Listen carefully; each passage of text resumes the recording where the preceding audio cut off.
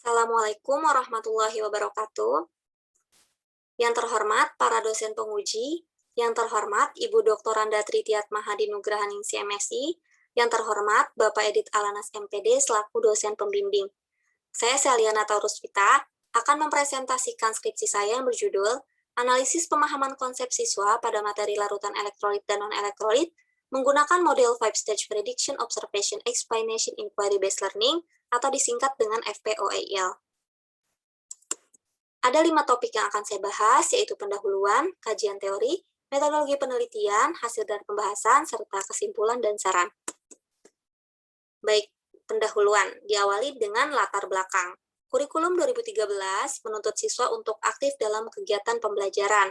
Namun kenyataannya, berdasarkan hasil observasi saat melakukan praktik keterampilan mengajar di salah satu SMA yang ada di Jakarta Timur, ternyata siswa masih pasif dalam kegiatan pembelajaran. Kimia dianggap sebagai salah satu pelajaran yang sulit oleh siswa. Hal ini karena pada ilmu kimia terdapat banyak konsep yang abstrak seperti atom, ion, dan molekul. Salah satu materi di kelas 10 semester 2 yaitu materi larutan elektrolit dan non-elektrolit. Materi tersebut dianggap sulit dipelajari oleh siswa. Berdasarkan beberapa penelitian menyatakan bahwa siswa masih kurang memahami konsep materi larutan elektrolit dan non-elektrolit, dan terdapat beberapa alternatif konsepsi. Contohnya, berdasarkan penelitian Calik menemukan bahwa siswa menganggap semua larutan dapat menghantarkan arus listrik. Kemudian, berdasarkan penelitian Nobriati dan Utami menemukan bahwa siswa menganggap semakin besar konsentrasi, maka semakin besar pula daya hantar listriknya, tanpa memperhatikan jenis larutannya. Pemahaman konsep sangat dibutuhkan dalam pelajaran kimia. Hal ini karena apabila tidak memahami konsep, maka siswa tidak akan mampu menghubungkan antara satu konsep dengan konsep yang lainnya. Dan apabila tidak memahami konsep, maka siswa tidak akan mampu memecahkan masalah yang berkaitan dengan materi yang sedang dipelajari.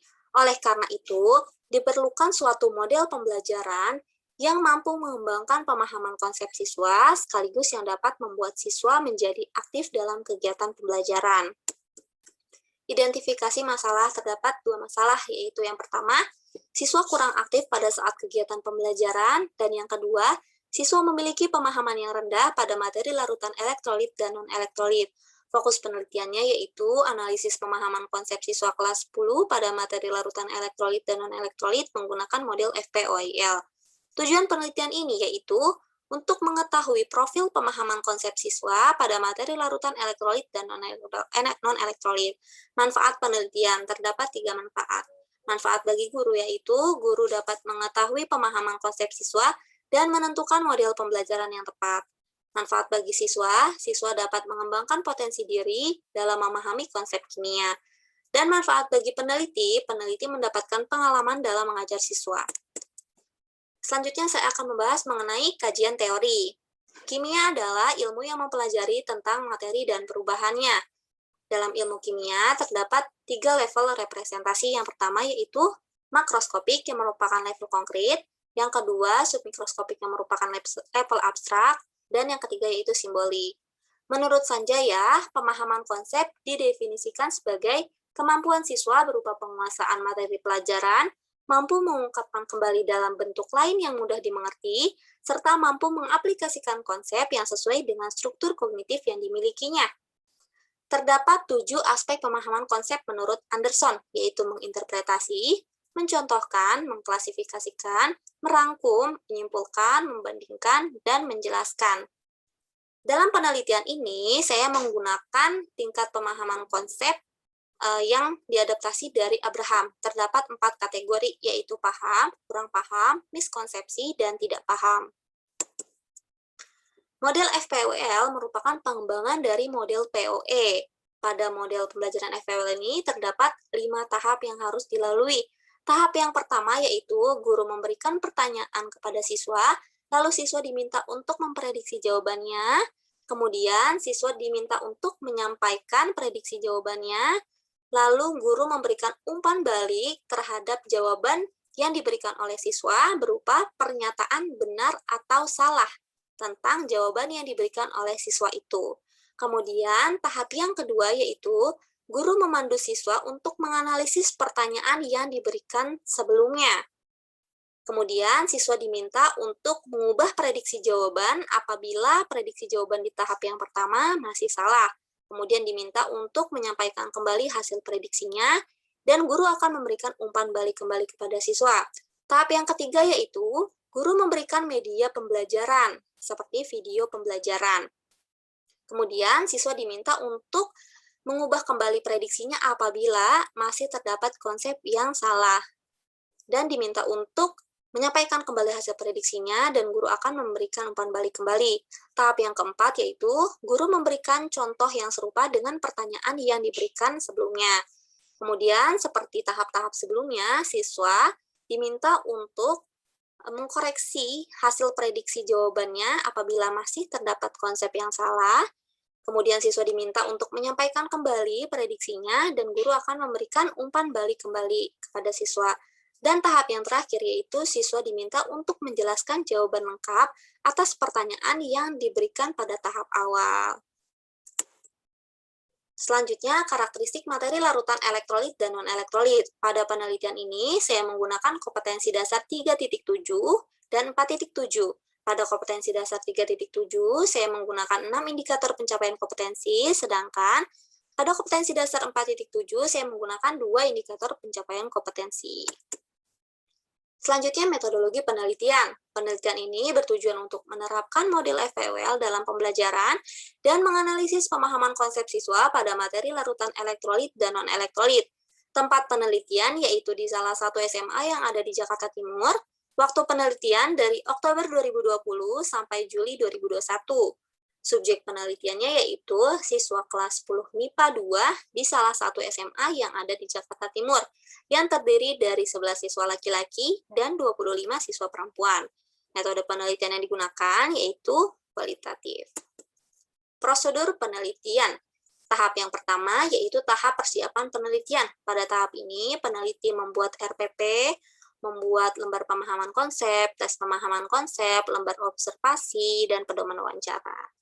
Selanjutnya, tahap yang kedua yaitu tahap pelaksanaan penelitian. Pada tahap ini, peneliti berperan sebagai guru di kelas 10 MIPA 2, sekaligus mengamati pemahaman konsep siswa. Tahap yang ketiga yaitu tahap akhir penelitian. Pada tahap ini, peneliti mengolah data yang telah diperoleh dari tahap pelaksanaan penelitian, selanjutnya menganalisis data dan membuat laporan penelitian. Kemudian, teknik pengumpulan data yang digunakan ada 3. Yang pertama, observasi. Dalam melakukan observasi, peneliti dibantu oleh 2 orang observer yang turut andil dalam kegiatan pembelajaran. Yang kedua, yaitu wawancara. Pada pertemuan akhir penelitian, peneliti mewawancara 9 orang siswa. Kemudian, yang ketiga, yaitu pemberian soal. Di setiap minggunya, guru memberikan soal-soal kepada siswa untuk mengetahui pemahaman konsep siswa. Dan di pertemuan yang terakhir, siswa diberikan tes pemahaman konsep siswa. Selanjutnya, teknik analisis data yang digunakan berdasarkan Mills dan Huberman 1994. Yang pertama yaitu reduksi data. Pada tahap ini, peneliti memilih data yang penting dan membuang data-data yang tidak diperlukan. Selanjutnya, dilakukan coding data.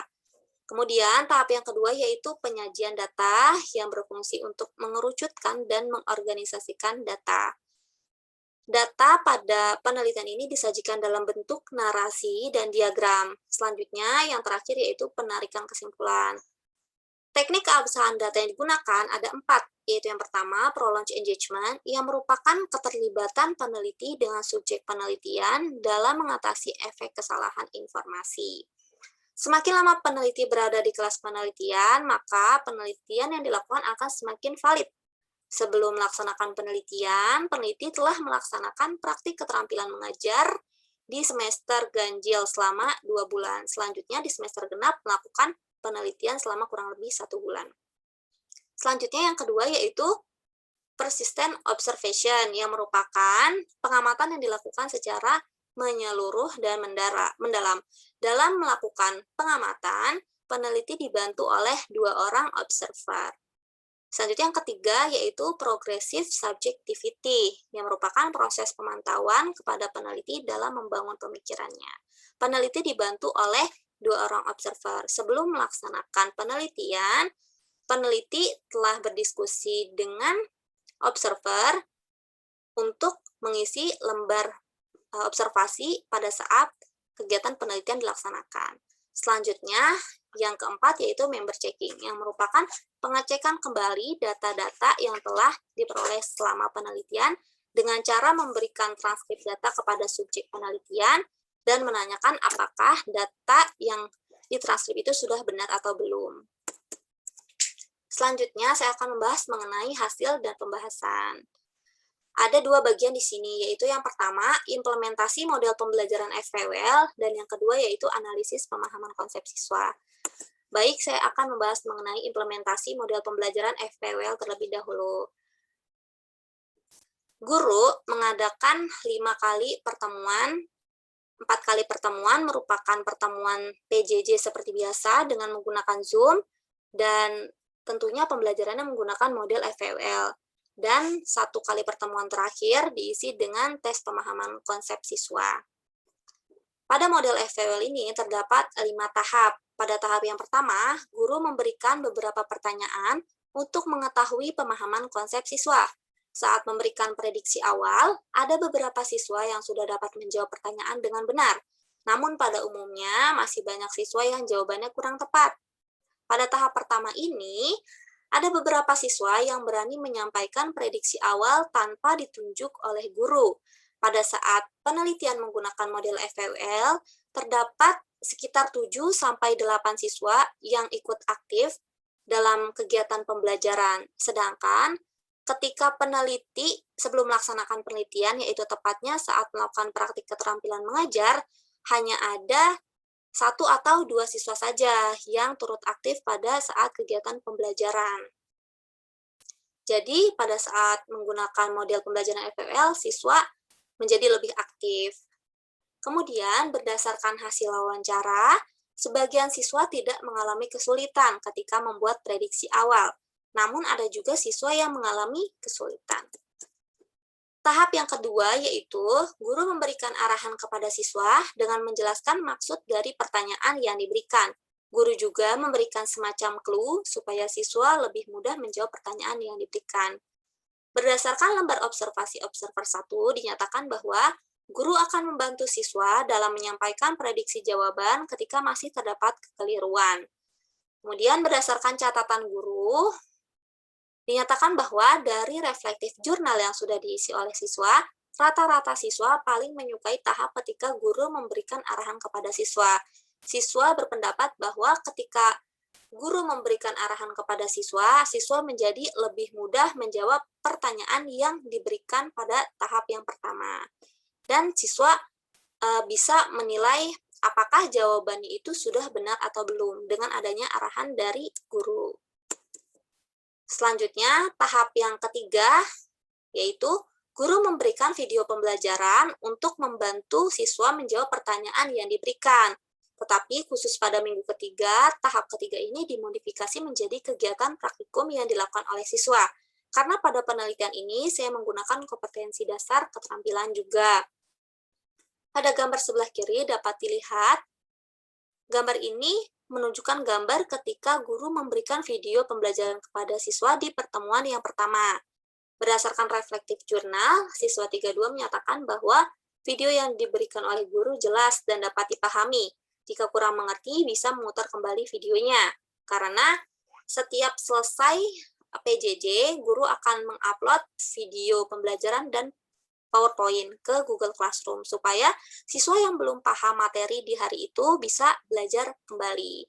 Selanjutnya, gambar sebelah kanan menunjukkan gambar saat siswa melaksanakan kegiatan praktikum, yaitu praktikum daya hantar listrik larutan. Berdasarkan lembar observasi observer 1, dinyatakan bahwa pada saat praktikum, siswa antusias dan menyalakan kamera agar guru dapat melihat pekerjaan siswa. Ada sekitar 10 siswa yang menyalakan kameranya. Namun ada juga siswa yang tidak menyalakan kamera karena terkendala dengan kuota, sinyal, dan ada pula yang terkendala dengan praktikumnya.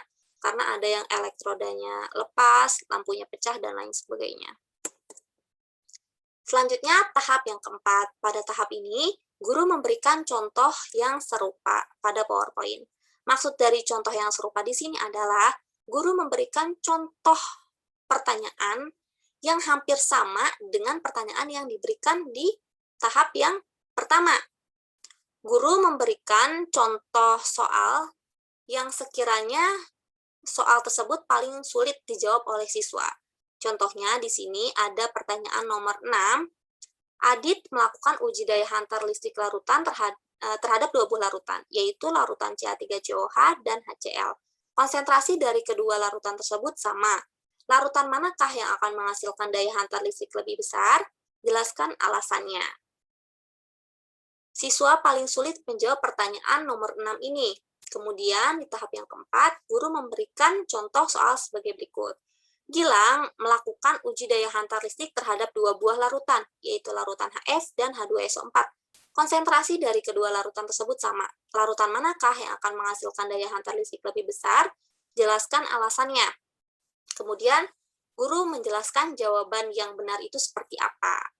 Dapat dilihat di sini bahwa pertanyaan yang diberikan oleh guru di tahap yang pertama dan contoh yang serupa yang diberikan di tahap yang keempat ini hampir sama, tetapi larutannya saja yang dibedakan. Di sini larutannya CH3COH dan HCl, sedangkan yang di sini yaitu larutan HF dan H2SO4. Tetapi konsep yang digunakan itu tetap sama. Berdasarkan reflektif jurnal siswa 17, dinyatakan bahwa contoh serupa yang diberikan dapat membantu saya lebih paham dengan materi pelajaran. Selanjutnya, tahap yang kelima, yaitu tahap ketika siswa memberikan prediksi akhir dan menyampaikan rangkuman dari materi yang sudah dipelajari. Secara umum, siswa sudah dapat membuat rangkuman dengan baik di setiap akhir proses pembelajaran, tetapi ada kendala pada saat pertemuan pertama, karena siswa masih baru pertama kali menggunakan model FPWL, sehingga masih adaptasi, dan waktu pembelajarannya sempit, sehingga terburu-buru. Jadi, ketika siswa menyampaikan rangkuman dan rangkuman yang kurang lengkap, siswa tidak bisa membenarkan kembali rangkumannya, karena waktu pembelajarannya sudah habis. Selanjutnya, saya akan membahas mengenai analisis pemahaman konsep siswa. Saya akan menganalisis per aspek. Aspek yang pertama yaitu menafsirkan. Indikator tercapainya aspek menafsirkan adalah apabila siswa dapat mengubah informasi dari satu bentuk ke bentuk lainnya. Misalnya dari bentuk gambar menjadi bentuk kata-kata, kemudian dari bentuk gambar menjadi bentuk persamaan reaksi, dan lain sebagainya. Seperti itu. Berdasarkan gambar di sini dapat dilihat diagram dari aspek menafsirkan. Di minggu pertama, minggu keempat, dan tes akhir pemahaman konsep. Di sini hanya ada minggu pertama dan minggu keempat saja, karena aspek menafsirkan hanya digunakan pada minggu pertama dan minggu keempat saja.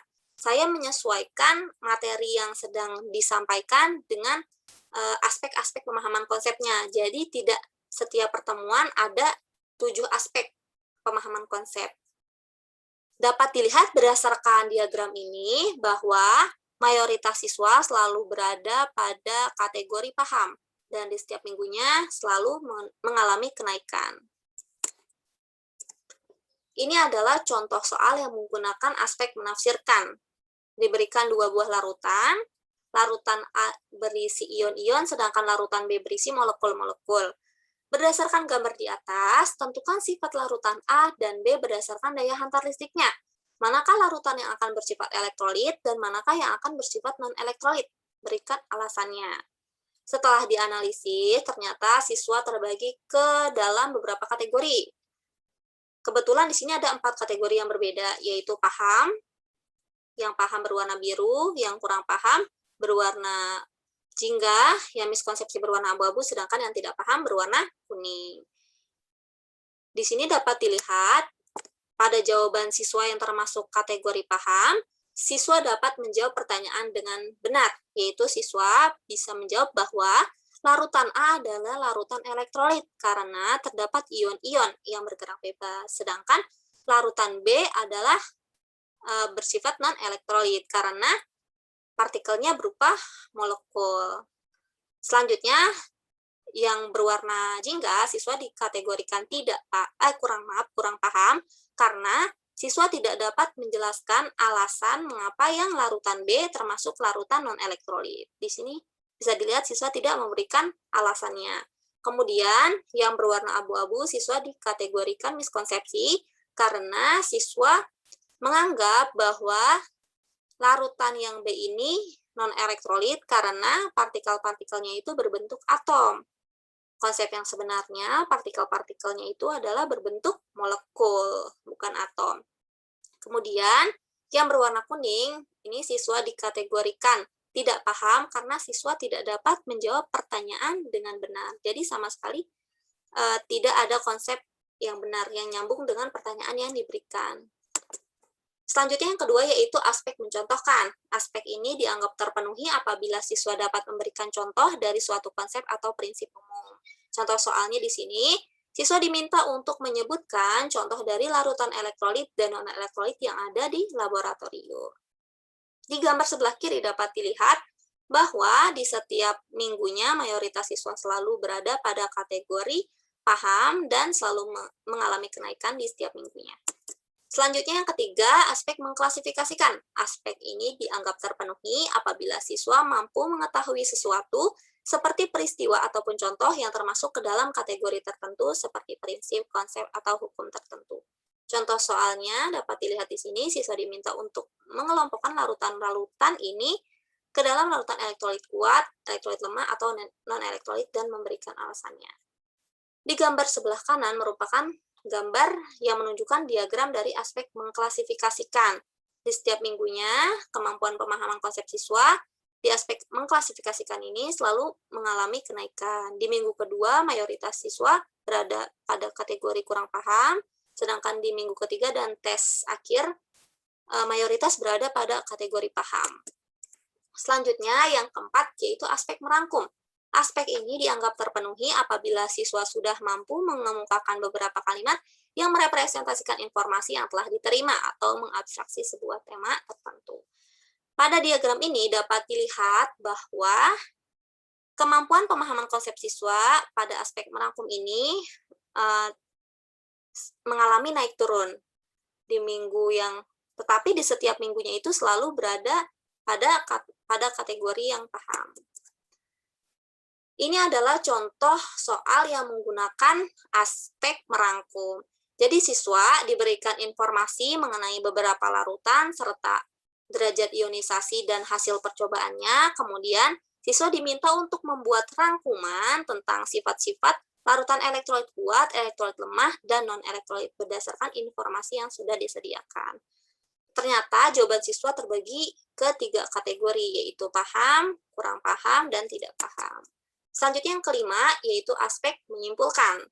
Siswa dikatakan dapat menyimpulkan jika mampu mengabstraksi konsep atau prinsip yang menjelaskan tentang suatu kejadian atau contoh dengan mengenali ciri-ciri serta mampu menghubungkan ciri-ciri dan rangkaian contoh kejadian tersebut. Contohnya, siswa diminta untuk menuliskan kesimpulan mengenai hubungan antara jenis ikatan kimia dengan kemampuan menghantarkan arus listrik. Dapat dilihat pada diagram aspek menyimpulkan ini bahwa kemampuan pemahaman konsep siswa pada aspek menyimpulkan mengalami di sini ada yang mayoritasnya paham dan ada juga yang kurang paham. Jadi naik turun.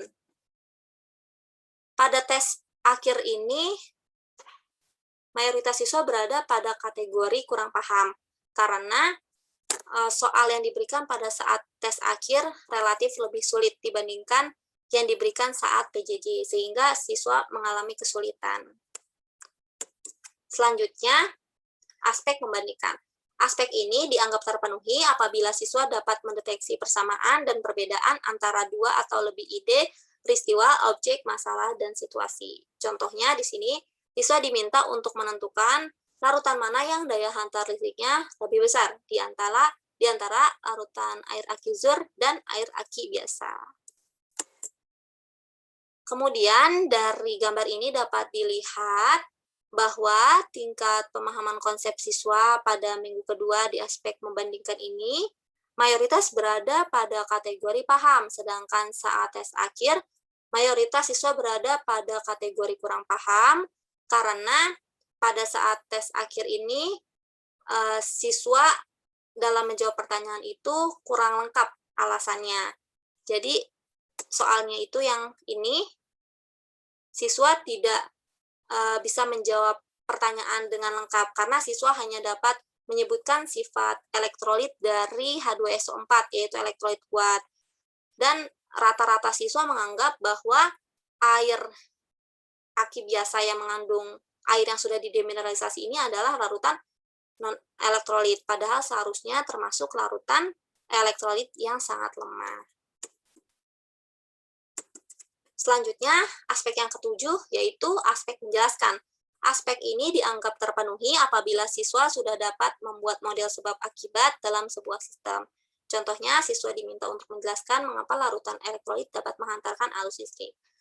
Dari gambar di sebelah kiri dapat dilihat diagram aspek menjelaskan, dan ternyata di setiap minggunya, pemahaman konsep siswa pada aspek menjelaskan selalu mengalami kenaikan. Selanjutnya, kesimpulan. Yang pertama, mayoritas siswa berada pada kategori paham di setiap aspek pemahaman konsep. Yang kedua, tingkat pemahaman konsep siswa yang paling baik berada pada aspek mencontohkan, sedangkan yang paling rendah pada aspek membandingkan. Yang ketiga, model FPWL dapat mengembangkan pemahaman konsep siswa.